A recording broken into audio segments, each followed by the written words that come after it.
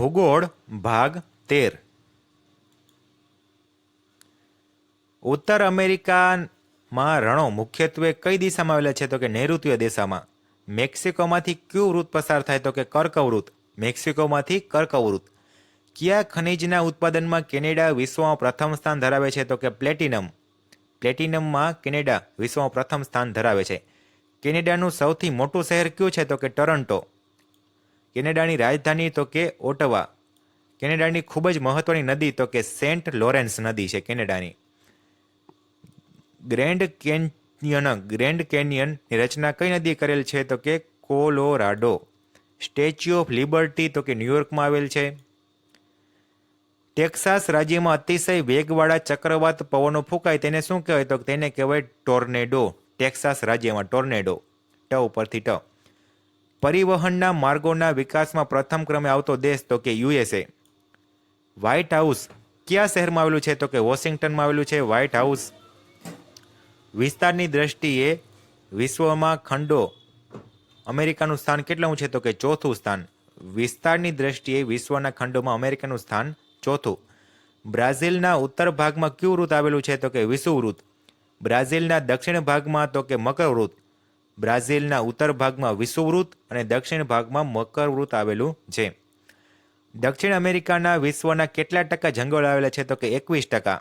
દક્ષિણ અમેરિકાના કેટલા ટકા જમીન ખેતીલાયક છે? તો કે 4.2%. દક્ષિણ અમેરિકાના કેટલા ટકા વસ્તી ખેતીમાં રોકાયેલી છે? તો કે 60%. વિસ્તારની દ્રષ્ટિએ બ્રાઝિલ વિશ્વના કેટલામો ક્રમ ધરાવે છે? તો કે 5મો ક્રમ ધરાવે. આર્જેન્ટિનાના પાટનગરનું નામ શું છે? તો કે બ્લેનોસ એરિસ. આર્જેન્ટિનાનો પાટનગરનું નામ બ્લેનોસ એરિસ. બ્રાઝિલની રાજધાની તો કે બ્રાઝિલિયા. બ્રાઝિલનો કયો અજગર જોવા મળે છે? તો કે બ્રાઝિલમાં એનાકોન્ડા. આર્જેન્ટિનામાં કઈ ભાષા બોલાય છે? તો કે સ્પેનિશ ભાષા. આર્જેન્ટિનામાં સ્પેનિશ ભાષા બોલાય છે. દક્ષિણ યુરોપમાં કઈ પર્વતમાળા સૌથી મોટી અને ઊંચી છે? તો કે આલ્પ્સ. દક્ષિણ યુરોપમાં કઈ પર્વતમાળા? તો કે આલ્પ્સ છે તે સૌથી મોટી અને ઊંચી છે દક્ષિણ યુરોપમાં. યુરોપની સૌથી લાંબી નદી તો કે વોલ્ગા. યુરોપની સૌથી લાંબી નદી વોલ્ગા. યુરોપની કઈ નદી પાણીનો મોટા પ્રમાણમાં પ્રવાહ વહે છે? તો કે પ્રવાહ ધરાવે છે? તો કે ડેન્યુબ.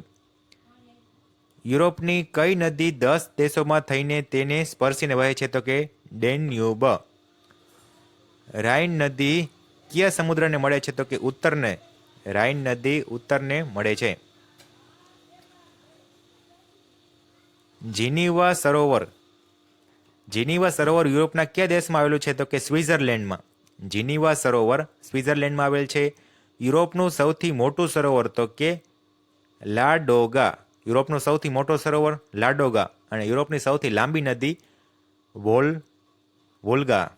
યુરોપનો કયો દેશ સરોવરના દેશ તરીકે ઓળખાય છે? તો કે ફિનલેન્ડ. આ ખાસ યાદ રાખવાનું કે યુરોપનો ફિનલેન્ડ છે તે સરોવરના દેશ તરીકે ઓળખાય છે. વિશ્વમાં કયો દેશ સૌથી મોટો છે? તો કે રશિયા. કયા દેશની નદીઓ શિયાળામાં થીજી જાય છે? તો કે રશિયાની. રશિયાની કેટલા ટકા જમીન ખેતીલાયક છે? તો કે 10%. રશિયામાં સૌથી વધારે કયા પાકનું ઉત્પાદન થાય છે? તો કે ઘઉંનું. ઇંગ્લેન્ડનું પાટનગર કયું છે? તો કે લંડન. ઇંગ્લેન્ડના કેટલા ટકા ભૂમિભાગ પર જંગલો આવેલા છે? તો કે 4% ભૂમિભાગ ઉપર. ઇંગ્લેન્ડનું મુખ્ય ખનિજ કયું છે? તો કે કોલસો. ઇંગ્લેન્ડનું મુખ્ય ખનિજ કયું છે? કોલસો. ફ્રાન્સનું પાટનગર કયું છે? તો કે પેરિસ. ફ્રાન્સનું પાટનગર પેરિસ. ફ્રાન્સમાં સૌથી વધારે પ્રમાણમાં કયો પાક થાય છે? તો કે ઘઉંનો. જર્મનીની સીમાઓ કેટલા દેશને સ્પર્શે છે? તો કે 9 દેશને સ્પર્શે છે. જર્મનીનું પાટનગર કયું છે? તો કે બર્લિન. જર્મનીનું પાટનગર છે બર્લિન. ફ્રાન્સનું પાટનગર પેરિસ. જર્મનીનું પાટનગર બર્લિન. કોલસામાંથી સમુદ્ર એવો રોહનનો પ્રદેશ કયા દેશમાં આવેલ છે? તો કે જર્મનીમાં. જર્મનીનું સૌથી મોટું બંદર તો કે હેમ્બર્ગ. જર્મનીનું સૌથી મોટું બંદર હેમ્બર્ગ. રશિયાનું પાટનગર તો કે મોસ્કો. તો ખાસ યાદ રાખવાનું રશિયાનું પાટનગર મોસ્કો. ફ્રાન્સનું પાટનગર પેરિસ. જર્મનીનું પાટનગર બર્લિન અને રશિયાનું પાટનગર મોસ્કો. જગતમાં સૌથી મોટી લોકશાહી ધરાવતો દેશ કયો છે? તો કે ભારત.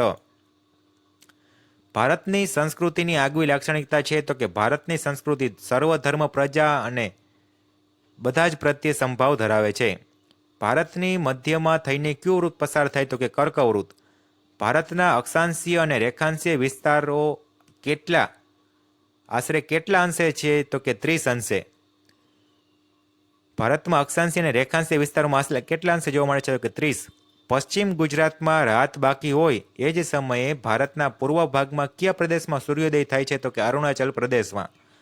ભારતનો પ્રમાણ સમય કઈ રેખા પર ગણાય છે તો કે 80.30. ભારતની પ્રમાણ સમય રેખા કેટલા રાજ્યમાંથી પસાર થાય તો કે 5 રાજ્યમાંથી પસાર થાય છે. ક્ષેત્રફળની દ્રષ્ટિએ જગતમાં ભારતમાં ક્રમ કેટલામો છે તો કે 7મો. ભારતીય દ્વીપકલ્પની પશ્ચિમે કયો સાગર આવેલો છે તો કે પશ્ચિમે છે અરબ સાગર. વિશ્વમાં કેટલા દેશો ભારતના ક્ષેત્રફળથી મોટા છે તો કે 6 દેશો ભારત કરતાં મોટા છે. ભારતીય દ્વીપકલ્પની દક્ષિણે કયો મહાસાગર આવેલો છે તો કે હિન્દ મહાસાગર. સુએજ નહેર શરૂ થવાથી ભારત અને યુરોપ વચ્ચે કેટલા કિલોમીટરનું અંતર ઘટ્યું છે તો કે 7,000 કિલોમીટરનું અંતર ઘટ્યું છે સુએજ નહેર શરૂ થવાથી. ઇન્ડોનેશિયાની કઈ સામુદ્રધુનીમાં થઈને પેસિફિક મહાસાગર પસાર કરીએ તો કેનેડા અને યુએસએ પહોંચી શકાય તો કે મલાક્કા. ઇન્ડોનેશિયાની મલાક્કા સામુદ્રધુનીમાં પસાર થઈને પેસિફિક મહાસાગરમાં જઈએ તો કેનેડા અને યુએસએમાં પહોંચી શકાય છે. ભારતમાં આજે એટલે કે 2016માં કુલ કેટલા રાજ્યો હતા તો કે 2016માં હતા 29 રાજ્યો અને 6 કેન્દ્ર શાસિત પ્રદેશ, પરંતુ હાલ 28 રાજ્યો અને 8 કેન્દ્ર શાસિત પ્રદેશ આવેલા છે. ભારતની ઉત્તરે ચીન અને ભારતની વાયવ્યે તો કે પાકિસ્તાન છે. આંદામાન નિકોબાર ટાપુઓ ક્યાં આવેલા છે તો કે બંગાળની ખાડીમાં. મુખ્ય મૃદાવરણીય પ્લેટ કેટલી છે તો કે 7. ભારત કરોડો વર્ષો પહેલા કયા નામના પ્રાચીન વિશાળ ભૂમિખંડનો ભાગ હતો તો કે ગોંડવાના લેન્ડ ભાગ હતો.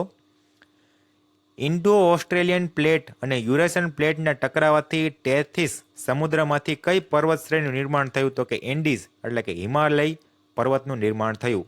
ઇન્ડો ઓસ્ટ્રેલિયન પ્લેટ અને યુરેશિયન પ્લેટના ટકરાવાથી ટેથિસ સમુદ્રમાંથી એન્ડીઝ પર્વતમાળાનું નિર્માણ થયું. ભારતનો કયો પ્રાદેશિક પ્રદેશ પ્રાચીનતમ પ્રદેશ છે તો કે દક્ષિણનો દ્વીપકલ્પીય પ્રદેશ. કઈ પ્લેટો પર આવેલા ભૂમિખંડો નિરંતર ખસતા રહે છે તો કે રૂપાંતરિત પ્લેટ ઉપર. ગોંડવાના લેન્ડમાંથી કઈ મૃદાવરણીય પ્લેટ છૂટી પડી છે તો કે ઇન્ડો ઓસ્ટ્રેલિયન પ્લેટ. હિમાલય પર્વત શ્રેણી કયા સમુદ્રમાંથી નિર્માણ પામી તો કે ટેથિસ સમુદ્રમાંથી. ભારતની મધ્યમાંથી કયું પસાર થાય કર્કવૃત્ત. ભારતમાં સૌ પ્રથમ સૂર્યોદય કઈ જગ્યાએ થાય તો કે અરુણાચલ પ્રદેશમાં. ભારતમાં સૌ પ્રથમ સૂર્યોદય ક્યાં થાય? અરુણાચલ પ્રદેશમાં. તો આજનો ભાગ પૂર્ણ કરીએ છીએ. અસ્તુ.